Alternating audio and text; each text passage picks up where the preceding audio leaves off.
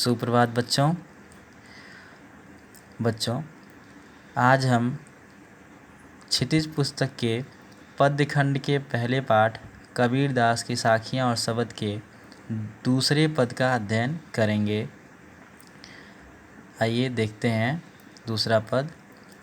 संतों भाई आई ज्ञान की आंधी रे, भ्रम की टाटी सबे उड़ानी, माया रहे न बांधी, हित चित्त की द्वैथुनी गिरानी, मोह बलिंडा टूटा, तृष्णा छान परी घर ऊपर, कुबधि का भांडा फूटा, जोग जुगति करि संतो बांधी, निरचु चुए न पाड़ी, कूड़ कपट काया का निकस्या, हर की गति जब जाड़ी, आंधी पीछे जो जल बूठा, प्रेम हरि जन भीना, कहे कबीर भान के प्रगटे, उदित भया तम खीना।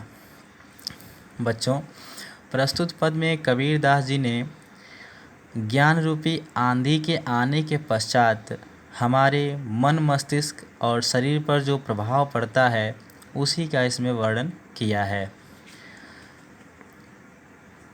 इसकी व्याख्या उन्होंने आंधी के आने पर जो दशा छप्पर की होती है उसी का उदाहरण देते हुए किया है उन्होंने। जैसे जब आंधी आती है तो जो पुराना छप्पर होता है उसका एक एक हिस्सा सब नष्ट हो जाता है।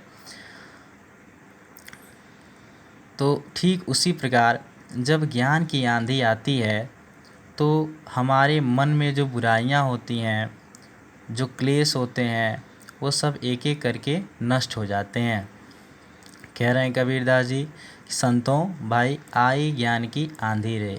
हे संतों, ज्ञान रूपी आंधी आ गई है और ज्ञान रूपी आंधी आने के पश्चात जो भ्रम रूपी टाटी थी, यानी जो भ्रम रूपी दीवार थी, वह उड़ गई। अर्थात मेरे मन से, मेरे अंदर से भ्रम समाप्त हो गया। माया रहे न बांधी, जो माया रूपी बंधन था वह भी टूट गया, अर्थात माया भी समाप्त हो गई। हित चित्त की द्वैथुनी गिरानी, हित चित्त स्वार्थ रूपी जो दो थुनियाँ थीं वह भी गिर गईं, अर्थात मन से जो स्वार्थ था, अपने बारे में जो सिर्फ सोचने का विचार था वह भी नष्ट हो गया। और मोह बलिंडा टूटा, अर्थात मोह रूपी जो बलिंडा था वह टूट गया, मेरे मन से मोह भी समाप्त हो गया। तृष्णा छान परी घर ऊपर, जो भिन्न भिन्न प्रकार की तृष्णाओं अर्थात इच्छाओं रूपी जो छप्पर पड़ा हुआ था वह भी समाप्त हो गया, उड़ गया। जो भिन्न भिन्न प्रकार की इच्छाएं थीं वो समाप्त हो गईं। कुबधि का भांडा फूटा, जो कुबुद्धि रूपी जो भांडा था वह फूट गया, अर्थात मेरे अंदर जो कुबुद्धि थी, जो कुविचार थे वह समाप्त हो गए। जोग जुगति करि संतो बांधी, निरचु चुए न पाड़ी।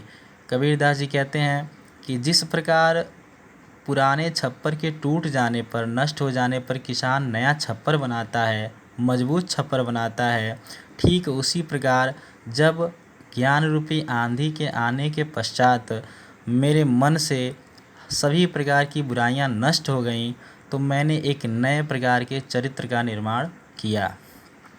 और वह चरित्र किसके बल पर बनाया मैंने? योग और युक्ति के बल पर बनाया मैंने। और वह चरित्र ऐसा चरित्र है जिसमें एक बूंद पानी भी टपक नहीं सकता, अर्थात थोड़ी सी भी बुराइयां अंदर आ नहीं सकती। यह तब की बात कर रहे हैं कबीरदास जी जब ज्ञान की प्राप्ति हो जाती है। कूड़ कपट काया का निकस्या, हर की गति जब जानी। कबीरदास जी कहते हैं कि जब मैंने ईश्वर को जान लिया, ईश्वर की गति को जान लिया, तो मेरे अंदर से जितने भी कूड़ा कचरा कपट जितना भी था शरीर का वह सब नष्ट हो गया, निकल गया, अर्थात मेरे अंदर जितनी बुराइयां थीं सभी की सभी समाप्त हो गईं। आंधी पीछे जो जल बूठा, प्रेम हरि जन भीना। कह रहे हैं जिस प्रकार आंधी के आने के पश्चात बारिश होती है, पानी की बूंदें गिरती हैं, ठीक उसी प्रकार ज्ञान रूपी आंधी के आने के पश्चात जो जल की बरसात हुई वह कैसी थी? प्रेम हरि जन भीना।